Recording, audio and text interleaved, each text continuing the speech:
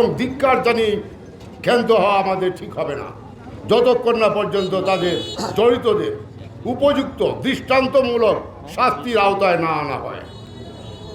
তবে ইতিমধ্যে প্রশাসন যে ভূমিকা রেখেছে, সাংবাদিক মহল, আমরা সাংবাদিক সমাজ এতে সন্তুষ্ট। আশা করি যে আজ সূর্য ডোবার আগেই বাদ বাকি সকল আসামি আইনের আওতায় আসবে এবং আদালতে সুপর্দ হবে।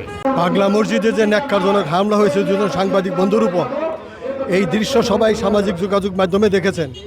আপনারা এও দেখেছেন যে সিসি ক্যামেরার ফুটেজে সবগুলি চেহারা পরিষ্কার। এই পর্যন্ত মাত্র 2 জন সন্ত্রাসীকে গ্রেপ্তার করা হয়েছে।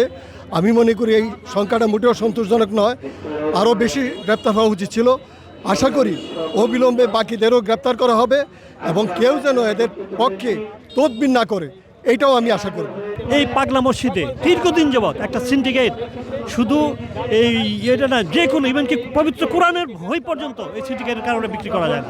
তা আমি আশা করব এই সিন্ডিকেটের বিরুদ্ধে প্রশাসন শুধু 2 জনকে গ্রেপ্তার করলেই চলবে না, এই সিন্ডিকেট পুরো করতে হবে যেন ভবিষ্যতে কেউ এই ধরনের ঘটনা না ঘটাতে পারে।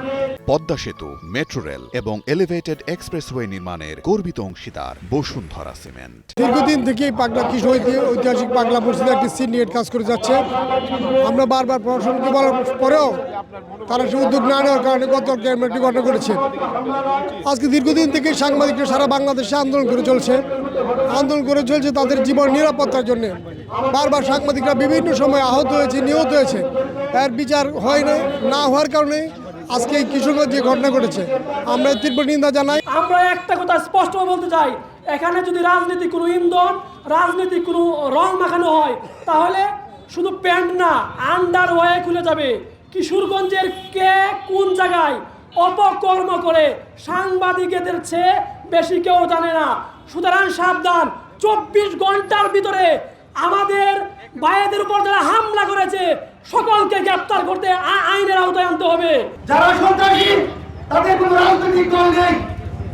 আজকে আমি প্রধানমন্ত্রীর কাছে দাবি জানাচ্ছি, যারা এই হামলার নেতৃত্ব হয়েছে, এই সিন্ডিকেটের পিছনে রয়েছে, তাদের বিধান ভেঙে দিতে হবে।